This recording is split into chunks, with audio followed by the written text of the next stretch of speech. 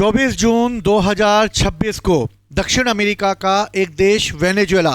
जब वहां के लोग अपने घरों में काराबोबो युद्ध का राष्ट्रीय अवकाश मना रहे थे और फीफा वर्ल्ड कप का आनंद ले रहे थे,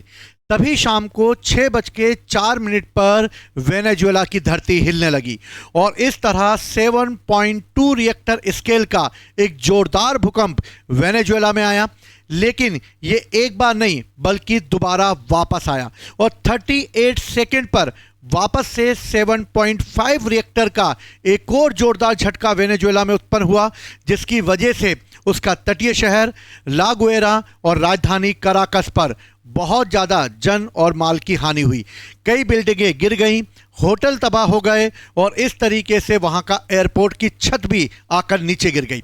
वेनेजुएला में इस तरीके से जुड़वा भूकंप का आना और इस तरह भूकंप के उत्पन्न होने का कारण क्या है, आज हम इस पर चर्चा करेंगे। और इस पर भी कि इसी के 26 मिनट के बाद जापान के तट पर भी भूकंप आया और वो भी 6.9 रिएक्टर का था। क्या जापान में आने वाला भूकंप और वेनेजुएला में आने वाला भूकंप में समानता है? क्या भूकंप जो उत्पन्न हुए हैं उसके तहत किस तरीके से वेनेजुएला को इस समस्या का सामना करना पड़ रहा है? लगभग 235 लोगों की इस समय मृत्यु हो चुकी है और लगभग 4,300 लोग जो हैं वो इस भूकंप के कारण घायल हो चुके हैं और 40,000 लोग जो हैं वो अभी तक लापता हैं। लेकिन भारत सरकार ने अपना एक ऑपरेशन अमिस्ताद इसके लिए वेनेजुएला भेज दिया है, जिसके तहत C-17 जो प्लेन है वो वेनेजुएला के लिए रवाना हो गया है और इंडियन आर्मी का एक हॉस्पिटल यूनिट भी रवाना कर दिया गया है। 35 टन की राहत सामग्री भारत ने भेजी है और इस तरीके से अमिस्ताद यानी कि ऑपरेशन दोस्ती का ये नाम दिया गया है, जो स्पेनिश शब्द अमिस्ताद से बना हुआ है। और इस तरह भारत सरकार ने ये कहा है कि वो हमेशा वेनेजुएला के साथ है और जो भी परेशानी वेनेजुएला झेल रहा है उसमें वो डटकर उनके साथ खड़ा हुआ है। अब हम इस बात को जानने का प्रयास करेंगे कि आखिर भूकंप आया कैसे, क्या कारण है भूकंप के आने के और वेनेजुएला में डबल भूकंप क्यों महसूस किए गए। चलिए, अगर हम बात करें तो इस समय वेनेजुएला में आने वाले भूकंप के पीछे जो रीज़न था वो ये था कि इस समय भूकंप 2 बार आया और ये भूकंप 2 बार आया यानी कि जुड़वा भूकंप के झटके यहाँ महसूस किए गए। 24 जून को 6:04 को रिएक्टर स्केल का 7.2 तीव्रता का एक भूकंप आया, लेकिन 38 सेकेंड के बाद वापस से 7.5 तीव्रता का एक और भूकंप महसूस किया गया और इस तरह अर्थक्वेक का यानी कि जुड़वा भूकंप का आना ये बताता है कि वेनेजुएला में कुछ ऐसा हो रहा है जिसकी वजह से भूकंप के झटके पैदा हो रहे हैं। आखिर वेनेजुएला में ऐसा क्या है कि भूकंप एक बार नहीं बल्कि दो बार उत्पन्न हुआ है? अगर हम इसकी बात करें तो इसी क्रम में 26 मिनट के बाद 15,000 किलोमीटर की दूरी पर जापान में भी 6.9 तीव्रता का भूकंप महसूस किया गया। जापान में भूकंप का आना पैसिफिक ओशन प्लेट का और यूरेशियन प्लेट का आपस में टकराना है और इस तरीके से एक कॉन्सेप्ट निकल कर आया कि आखिर ये प्लेटें क्या हैं और इन प्लेटों के बारे में मैं आप लोगों को बताऊंगा। और अगर हम वेनेजुएला की बात करते हैं तो 126 वर्ष बाद यानी कि लगभग 1900 में वेनेजुएला के तट पर भूकंप आया था जो कि 7.7 तीव्रता का था और इस तरह 7.5 तीव्रता का भूकंप आ जाना 126 वर्ष के बाद ये इस बात को बताता है कि अमेरिका और अटलांटिक ओशन में कुछ हो रहा है। सुनामी आ सकती है, भूकंप के और झटके महसूस हो सकते हैं। लोगों ने घरों से निकलकर पार्क में और खुले आसमान के नीचे रहना चालू कर दिया है और इस तरह अगर भूकंप के झटके लगातार आते रहे तो कैरिबियन सी में बनने वाले इस प्रेशर, इस दबाव के कारण शायद वेनेजुएला को और आर्थिक नुकसान झेलना पड़ सकता है। लेकिन आखिर ये भूकंप आता क्यों है, इसके पीछे का कारण क्या है, आज हम इस पर चर्चा करेंगे। सबसे पहले एक कॉन्सेप्ट के रूप में इसको समझने का प्रयास करते हैं। 1912 में यानी कि 1912 में एक व्यक्ति हुए जिनका नाम था वेगनर और वेगनर महोदय ने एक थ्योरी दी थी जिसे कहा जाता है महाद्वीपीय विस्थापन का सिद्धांत यानी कि कॉन्टिनेंटल ड्रिफ्ट थ्योरी। और महाद्वीपीय विस्थापन के सिद्धांत के तहत उन्होंने ये बताने का प्रयास किया कि इस समय अर्थ के ऊपर जो भी कॉन्टिनेंट है, जो भी महाद्वीप हैं, वो अपने जगह से सरक रहे हैं और इस तरह वो सरकते हुए या तो वो दूसरे महाद्वीप से टकरा रहे हैं या फिर वो दूसरे महाद्वीप से अलग हो रहे हैं, जिससे नए समुद्रों का निर्माण हो रहा है, या फिर वो एक दूसरे को घिस रहे हैं और इस तरीके से ऊपर की क्रस्ट का हिलने के कारण जो है महाद्वीप एक जगह से दूसरी जगह डाइवर्ट हो रहे हैं। जब ये थ्योरी दी गई वेगनर के द्वारा तो कई लोगों ने इस थ्योरी को एक्सेप्ट नहीं किया और इस थ्योरी को माना नहीं और मजाक में ले लिया। और आगे चलकर 1916 में यानी कि 50 वर्ष के बाद एक और व्यक्ति हुए जिनका नाम था हैरी हैंस, और हैरी हैंस ने वापस एक थ्योरी दी और हैरी हैंस ने ये थ्योरी देते हुए कहा कि इस समय जो ये प्लेटें हैं, ये प्लेटें इस क्रस्ट के ऊपर बनी हुई हैं, यानी अर्थ के ऊपर बनी हुई हैं और यही प्लेटें एक जगह से दूसरी जगह सरक रही हैं, जिसकी वजह से अर्थ के ऊपर वाले भाग में एक हलचल उत्पन्न होती है और इसी हलचल के परिणाम स्वरूप भूकंप आते हैं। क्योंकि इस समय टेक्नोलॉजी कम थी, इसलिए एक अनुमान के आधार पर यह लगाया गया कि शायद क्रस्ट का हिलना ही भूकंप के आने का कारण है। तो मैं आपको ज़्यादा इसको डीप में नहीं, एक सिंपल भाषा में समझाने का प्रयास करूंगा। और इसके बाद 1968 में एक और व्यक्ति आए जिनका नाम था मॉर्गन, और मॉर्गन ने इस थ्योरी को और एक्सप्लेन किया और उन्होंने ये बताया कि अर्थ जो है वो कई प्लेटों से मिलकर बनी है, जिसमें 7 जो हैं वो बड़ी प्लेटें हैं और लगभग 20 जो हैं वो छोटी प्लेटें हैं, लेकिन ये प्लेटों की संख्या 100 तक भी हो सकती है। और इस तरीके से मॉर्गन ने एक नई थ्योरी पैदा कर दी जिसे प्लेट टेक्टोनिक थ्योरी कहते हैं। और इस तरह प्लेट टेक्टोनिक थ्योरी के तहत इस बात को एक्सप्लेन कर दिया गया कि अर्थ का ऊपर का भाग सरक रहा है और ऊपर के इस अर्थ के भाग के सरकने पर भूकंप और समुद्र में सुनामी आती है। अब हम इसको समझने का प्रयास करते हैं कि आखिर ये प्लेटें क्या हैं और ये प्लेटें किस तरीके से एक दूसरे से डाइवर्ट हो रही हैं और एक दूसरे से अलग होकर किस तरीके से ये एक दूसरे से अलग होकर जो है इसकी वजह से इसमें जो ये घटनाएं हैं वो हो रही हैं। मान लीजिए ये अर्थ है, अगर हम इस अर्थ की बात करें तो ये जो अर्थ है इस अंदर अर्थ के अंदर जाने पर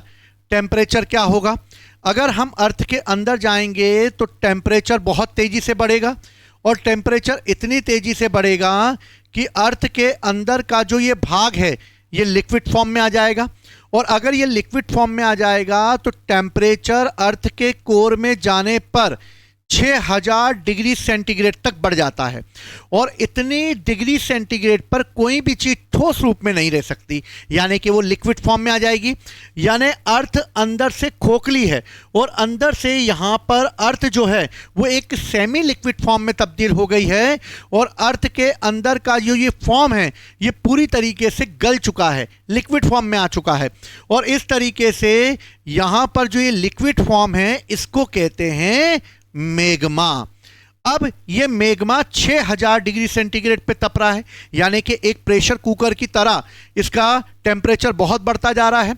अब ये मैग्मा क्या करेगा, ये मैग्मा प्रेशर जनरेट करेगा ऊपर की ओर और जब ये ऊपर की ओर प्रेशर जनरेट करेगा तो ये बाहर निकलने की कोशिश करेगा और कोशिश करेगा कि कहीं ना कहीं दरार पैदा हो जाए, कहीं ना कहीं दरार पैदा हो जिससे ये मैग्मा बाहर निकल आए और इस तरह ये चारों तरफ अपना प्रेशर बनाना चालू करेगा।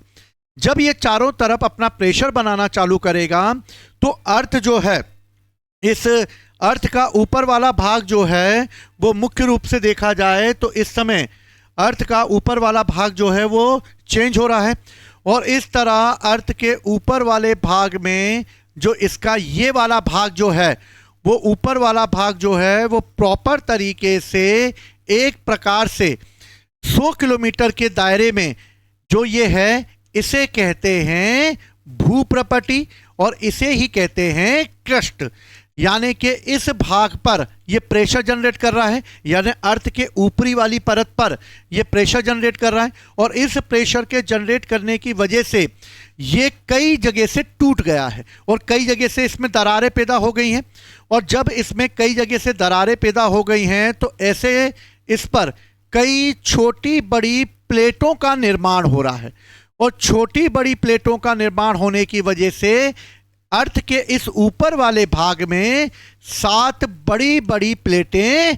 बन गई हैं। और इस तरह ये प्लेटें या तो एक दूसरे के डायरेक्शन की ओर मुड़ रही हैं, यानी कि जो वेगनर महोदय ने महाद्वीपीय विस्थापन का सिद्धांत दिया था, इसके तहत ये महाद्वीप एक दूसरे की ओर टकरा रहे हैं, या फिर ये एक दूसरे से अलग हो रहे हैं, या फिर ये एक दूसरे को घिस रहे हैं। और इस तरीके से ये प्लेटें अपने अपने डायरेक्शन की ओर बढ़ रही हैं, जिसकी वजह से उनका एक फ्लो बन गया है। लेकिन आगे चलकर ये बताया गया कि ये डायरेक्शन जो है वो सिर्फ इन 7 बड़ी प्लेटों तक सीमित नहीं है, बल्कि इसके अलावा कई छोटी छोटी प्लेटें भी यहाँ पर बन चुकी हैं, और ये कई छोटी छोटी प्लेटों के बीच में भी एक प्रकार की दरार उत्पन्न हो चुकी है। और इस तरीके से इस दरार के उत्पन्न होने के कारण जो है यहाँ पर एक घटना घटित हो रही है। घटना ये घटित हो रही है कि जो ये दरार उत्पन्न हुई है, इस दरार के उत्पन्न होने के कारण यहाँ पर एक प्रकार का भ्रंश बन गया है। एक प्रकार का भ्रंश यानी कि एक प्रकार की दरार बन गई है, और इसी दरार के बन जाने के कारण जो ये मैग्मा है, जब ये मैग्मा बाहर निकलने की कोशिश कर रहा है तो जहां भी ये दरार कमजोर मिलेगी वहां पर ये सबसे ज़्यादा दबाव बनाएगा, और ये दबाव उस जगह पे बनाएगा जहां पर 2 प्लेटें एक दूसरे से या तो अलग हो रही होंगी या फिर वो एक दूसरे से मिल रही होंगी। और ऐसी कंडीशन में प्लेटों को सरकने की वजह से एक प्रकार का कंपन पैदा होगा, और यही कंपन जो है भूकंप पैदा करेगा। अब होगा ये कि जब ये प्लेटें एक दूसरे की डायरेक्शन की ओर बढ़ेंगी या एक दूसरे से अलग होंगी तो इसी के तह में अर्थ के ऊपर वाले भाग में एक प्रकार की लहर जो है वो उत्पन्न होने लगेगी। मान लो ये ऊपर का एक क्रस्ट वाला हिस्सा है, ये दूसरा क्रस्ट वाला हिस्सा है, ठीक है, यानी कि ये एक प्लेट है और ये दूसरी प्लेट है। जब ये एक प्लेट दूसरी प्लेट से टकराएगी तो एक प्लेट ऊपर की ओर चढ़ जाएगी ये, और जो हल्की प्लेट है वो नीचे की ओर आ जाएगी। और इस तरीके से जब प्लेटें आपस में टकराएंगी, जैसे ये प्लेटें आपस में टकरा रही हैं, जब आपस में टकराएंगी तो यहाँ पर एक कंपन पैदा होगा। मैग्मा का प्रेशर यहाँ से जनरेट हो रहा है, ये मैग्मा का प्रेशर जनरेट हो रहा है, यहाँ से मैग्मा का प्रेशर आ रहा है और इस तरीके से एक कंपन पैदा हो रहा है। और ये कंपन जब ये पैदा होगा तो जब ये क्रस्ट के वाले भाग पर जाएगा तब यहाँ पर भूकंप के झटके महसूस होंगे। वापस से दबाव कम होगा, वापस से जैसी दबाव कम होगा और ये जो है आफ्टर शार्क, इसे हम कहते हैं आफ्टर शार्क यानी लहरों का उठना। और आफ्टर शार्क जब उठेगा और जब ये क्रस्ट पर जाएगा तो ये पहला भूकंप आया, फिर इसका दबाव कम हुआ और वापस से ये ऊपर क्रस्ट पर आया और फिर से दबाव उत्पन्न हुआ और इस तरह दूसरी बार अर्थक्वेक आया। वेनेजुएला में यही घटना हुई और वेनेजुएला में जो आफ्टर शार्क यानी कि जो लहर उत्पन्न हुई वो एक बार उत्पन्न हुई, फिर कम हुई और कुछ सेकंड बाद वापस से एक और भूकंप आ गया और इस तरीके से 2 बार भूकंप की घटनाएं पैदा हुई। और नीचे से लावा जो है वो प्रेशर जनरेट कर रहा था जिसकी वजह से दबाव उत्पन्न होने लगा और इस तरीके से भूकंप की घटना घटित हो गई। धरती पर अगर देखा जाए तो 4 परतों से मिलकर बनी है और सबसे बाहरी परत को हम क्रस्ट कहते हैं और 7 बड़ी और कई छोटी छोटी टेक्टोनिक प्लेटें हैं जिसके बारे में मैंने अभी थोड़ी देर पहले आपको बताया। साथ ही ये प्लेट नीचे गर्म लावा की परत है और इसमें गर्मी दिन भर निकलती रहती है, यानी कि ये प्रेशर जनरेट कर रहा है यहाँ पे लावा, मैंने अभी बताया था ये प्रेशर जनरेट कर रहा है यहाँ पर और दरार उत्पन्न हो रही है। जैसी दरार उत्पन्न होगी हलचल पैदा होगी, दबाव बनेगी और वैसे ही मूवमेंट होना चालू हो जाएगा। मूवमेंट जैसे ही होगा वहीं पर फॉल्ट लाइन यानी भ्रंश यानी दरार उत्पन्न हो जाएगा और इस तरीके से जब एक प्लेट दूसरी प्लेट के ऊपर चढ़ने लगेगी तो इसकी वजह से भूकंप का आना चालू हो जाएगा और इस तरह भूकंप जब आएगा तो सैकड़ों परमाणु बम की तरह एनर्जी बाहर निकलेगी, और जब एनर्जी बाहर निकलेगी तो जितने भी मकान और भवन हैं ये सब के सब टूटने लगेंगे। और इस तरह धरती पर इस तरह की एनर्जी का आ जाना ही भूकंप के झटके देने के बराबर है। अब हम बात करते हैं कि भूकंप जब आया वेनेजुएला में तब जुड़वा भूकंप क्यों आया, इसको मैंने समझाया। यानी कि कभी कभी एक ही फॉल्ट लाइन पर दो बार प्लेटों के टूटने पर एनर्जी जनरेट होती है, और ऐसे में बड़े बड़े भूकंप एक साथ आते हैं, उनका एपी सेंटर भी पास होता है। यानी इसमें एपी सेंटर जो था वो मोरान शहर था, और इस तरह मोरान शहर पर इसका एपी सेंटर महसूस किया गया और एक दूसरे के बहुत ही करीब उत्पन्न हुआ। ऐसे में आफ्टर शार्क उत्पन्न होगी, जो किसी बड़े भूकंप के बाद एनर्जी की छोटी छोटी लहरें होंगी, लेकिन वापस से 20 से ज़्यादा आफ्टर शार्क जब पैदा होंगी तब ऐसी कंडीशन में एनर्जी वापस से रिलीज होगी, और वापस से जब एनर्जी रिलीज होगी तो एनर्जी रिलीज होने पर वापस से वहीं पर दोबारा भूकंप आएगा, और इस तरह दोबारा फॉल्ट लाइन पर इतनी तेज एनर्जी जब निकलेगी तो भूकंप जो है महसूस किया जाएगा। यहाँ पर दोबारा उसी फॉल्ट लाइन से इतनी तेज एनर्जी नहीं निकलती, लेकिन यहाँ पर निकली, और जब निकली तो वेनेजुएला में कुछ ही सेकेंड में कुछ ही अंतर पर दूसरा भूकंप आ गया। वैसे होता नहीं है लेकिन ऐसा हुआ, और 38 सेकेंड के अंतर्गत ही दोबारा भूकंप आ गया। जुड़वा भूकंप रिएक्टर पैमाने पर 0.2 से 0.5 के अंतर पर रहा, यानी कि 7.2 से लेकर 7.5। पहला भूकंप 7.2 का और सेकेंड भूकंप 7.5 का रहा। अब ऐसी कंडीशन में हम वेनेजुएला की कंडीशन को देखते हैं। वेनेजुएला में दो प्लेटें आपस में टकरा रही हैं। पहली प्लेट जो है वो है कैरिबियन प्लेट, और दूसरी प्लेट है वो है साउथ अमेरिकन प्लेट। हर साल दक्षिण पूर्व यानी दक्षिण पूर्व की ओर 1.2 सेंटीमीटर ये खिसक रही है। यानी कि दक्षिण पूर्व की ओर बात की जाए तो यानी कि इस ओर जो है वो ये सरक रही है कितनी, 1.2 सेंटीमीटर के हिसाब से। और यहाँ पर साउथ अमेरिकन प्लेट जो है वो स्थिर है, और जब वो स्थिर है तो ये प्लेट इस पर दबाव बना रही, जिसकी वजह से कई फॉल्ट बन गए हैं। जैसे वेनेजुएला में ओका फॉल्ट बना है, अनकॉन फॉल्ट बना है, एल पिलार फॉल्ट बना है, और बोकोनो फॉल्ट बना है। जहां बोकोनो फॉल्ट है वहीं पर इसका एपिसेंटर बन गया, और इस तरीके से ये आफ्टर शार्क गुजर रही है, यानी लहरें गुजर रही हैं, और लहरें गुजरने की वजह से कैरिबियन प्लेट और साउथ अमेरिकन प्लेट के आपस में टकराने पर जो ये फॉल्ट बने हैं, इसी फॉल्ट में से बोकानो फॉल्ट पर भूकंप की तीव्रता सबसे ज़्यादा बनकर आई। और इस तरीके से आगे अगर हम देखें तो लगभग वेनेजुएला में जो जुड़वा भूकंप आया, इसने वेनेजुएला के उत्तरी तट यानी स्लिप फॉल्ट लाइन, जहां पर जमीन के दो हिस्से एक दूसरे से रगड़ खा रहे थे, वहीं पर प्लेट टेक्टोनिक क्रिया हुई, और उत्तर में कैरिबियन प्लेट और दक्षिण में साउथ अमेरिकन प्लेट आपस में टकरा गए, और कैरिबियन प्लेट हर साल सरक रही है, जिसके कारण 20 मिलीमीटर के हिसाब से सरकने के हिसाब से दबाव पैदा हो रहा है, और यही दबाव लगातार भूकंप पैदा कर रहा है। वेनेजुएला में ओको, एल और बोकानो फॉल्ट सबसे बड़ा है, और इस तरीके से देखा जाए तो भूकंप की मात्रा एक से दूसरे जाने में, यानी एक रिएक्टर प्लेन से रिएक्टर स्केल से दूसरे रिएक्टर स्केल जाने में 35 गुना यानी 32 गुना एनर्जी जनरेट होती है।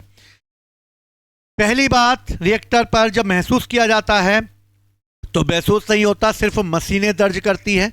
सेकंड जब आता है तो पिछले स्तर पर 32 गुना यानी कुछ लोगों को हल्का कंपन महसूस होता है। थर्ड नंबर पर फिर से 32 गुना घर के अंदर बैठे लोग महसूस कर सकते हैं।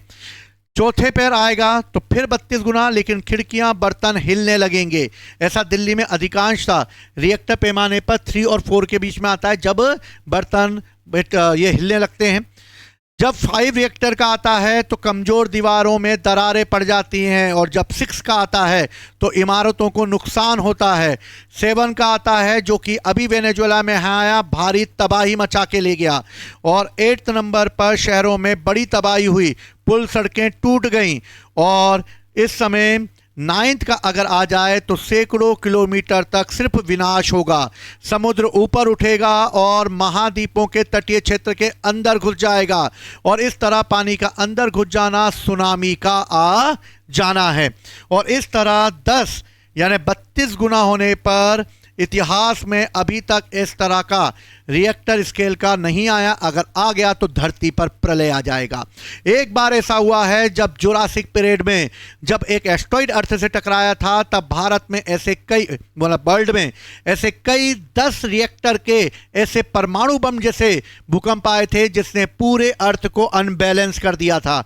और इस तरीके से अर्थ पूरी तरीके से तबाह हो गई थी और इस तरह उसे करोड़ों वर्ष लगे वापस से बनने में। और इस तरह 10 रिएक्टर का आना एक सुनामी नहीं बल्कि एक ऐसी तबाही है जो हमेशा के लिए अर्थ को तबाह कर देगी।